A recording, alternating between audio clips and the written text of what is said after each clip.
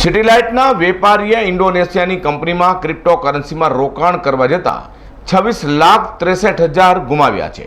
આ મામલે સાયબર ક્રાઇમે વડોદરા બેંગ્લોરથી બેની ધરપકડ પણ કરી છે। સાયબર ક્રાઇમ પોલીસ પાસેથી મળતી માહિતી મુજબ સેટેલાઇટ નેમિનાથ એપાર્ટમેન્ટમાં રહેતા અને સચિનના બાયો ફર્ટિલાઇઝર મેન્યુફેક્ચરિંગ કરતા 39 વર્ષીય રાજેશ શામ લોખંડવાલાએ સાયબર ક્રાઇમમાં આપેલી ફરિયાદ કરી હતી। ફરિયાદમાં જણાવ્યું હતું કે કોમાંગ સુકી નામના વ્યક્તિએ રાજને ફોન કરી જણાવ્યું હતું કે ઇન્ડોનેશિયામાં રિસોર્ટ પોતે ચલાવે છે અને તેને ભારતમાં પણ રિસોર્ટ ચાલુ કરવો છે। ત્યારબાદ કોમાંગ સુકીએ રાજને પોતે પેરાગિન ઓપ્શન ટ્રેડિંગમાં ક્રિપ્ટોમાં રોકાણ કરવા ઊંચા વળતરની લાલચ આપી હતી। રાજે કોમાંગને હા પાડતા તેને વોટ્સએપ ગ્રુપમાં એડ કર્યો હતો। વેપારીએ ક્રિપ્ટોમાં રોકાણ માટે પહેલાં 10,000 રૂપિયા ટ્રાન્સફર કર્યા હતા, પછી એકાઉન્ટ ચેક કરતાં 15,390 રૂપિયા બતાવતું હતું। આથી રાજે વધુ 50,000 ટ્રાન્સફર કર્યા હતા। ટોળકીએ ટીપ માટે 50% ચાર્જ એડવાન્સમાં માગતા વેપારીએ ટ્રેડિંગ માટે ના પાડી હતી। વધુમાં તેઓ જણાવે છે કે ત્યારે ટોળકીએ ટ્રેડિંગના 6 સેશનનું જણાવી $7,000 બેલેન્સ પછી રકમ ઉપાડવાનું જણાવ્યું હતું।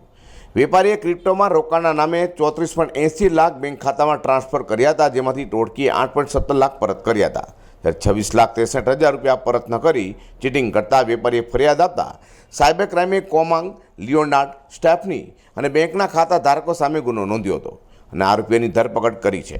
ક્રિપ્ટોકરન્સીના નામે વેપારીએ રોકાણના નામે 26,63,000 રૂપિયાની રકમ પડાવનાર ટોળકીના બંને યુવકો મૂળ રાજસ્થાનના છે, જેમાં એકનું નામ સિદ્ધાર્થ શર્મા અને બીજાનું નામ પવન સુથાર છે।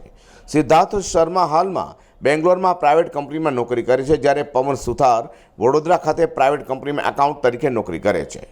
પવન અને સિદ્ધાર્થ 1 વર્ષ પહેલાં જયપુરમાં સીએનો અભ્યાસ સાથે કરતા હતા। સિદ્ધાર્થે પવનને બિઝનેસની વાત કરી બેંક એકાઉન્ટની માંગણી કરી હતી, આથી પવને પોતાને બેંક ખાતાનો નંબર આપી દીધો હતો। પોલીસ તપાસમાં પવનના ખાતામાં લગભગ 5 થી 6 લાખ, જે સિદ્ધાર્થના ખાતામાં 8 થી 10 લાખની રકમ હોવાની વાત સામે આવી છે।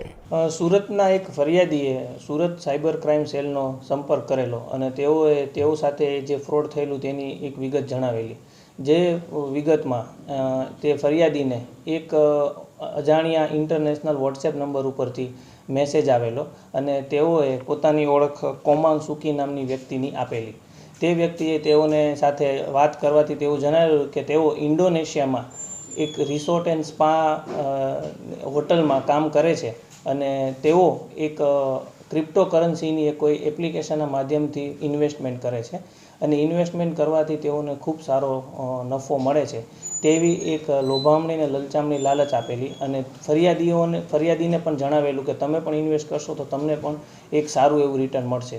શરૂઆતમાં ફરિયાદીએ ઇન્વેસ્ટમેન્ટ ન કર્યું, પરંતુ જે ચેટિંગ તેઓની લાંબા સમય ચાલેલી, ત્યારબાદ ફરિયાદીને થયું કે હું પણ ઇન્વેસ્ટ કરીને પૈસા કમાઉં। તે એક ષડયંત્રના ભાગરૂપે ફરિયાદી પાસેથી અલગ અલગ રીતે 34,80,600 રૂપિયા ઇન્વેસ્ટ કરાવેલા પેરાગોન ઓપ્શન્સ નામની એક લિંક અને કંપનીના નામે। ત્યારબાદ ફરિયાદીનો વિશ્વાસ સંપાદિત કરવા માટે અલગ અલગ ટ્રાન્ઝેક્શનના ભાગરૂપે તેઓને 8,17,446 રૂપિયા અલગ અલગ અટકાઓમાં રિટર્ન પણ આપેલા, એવું બતાવીને કે પોતાના ઇન્વેસ્ટમેન્ટથી જે લાભ થયો છે, નફો થયો છે, તેઓનું પેમેન્ટ થયેલું, જેથી ફરિયાદીને વધુ વિશ્વાસ આવવાથી ફરિયાદીએ એક મોટી રકમ ઇન્વેસ્ટ કરેલી। ત્યારબાદ ફરિયાદીના કુલ અત્યાર સુધી 26,63,154 રૂપિયા હજી આરોપીઓએ પરત આપ્યા નથી।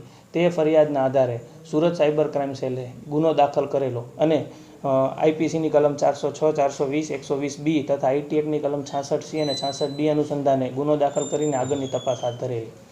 ગુનાની તપાસમાં સુરત સાયબર ક્રાઇમ સેલને સફળતા મળી અને આ જ ગુનાના 2 આરોપીઓને, એકને બરોડાથી અને બીજાને બેંગ્લોરથી અટકાયત કરેલી છે।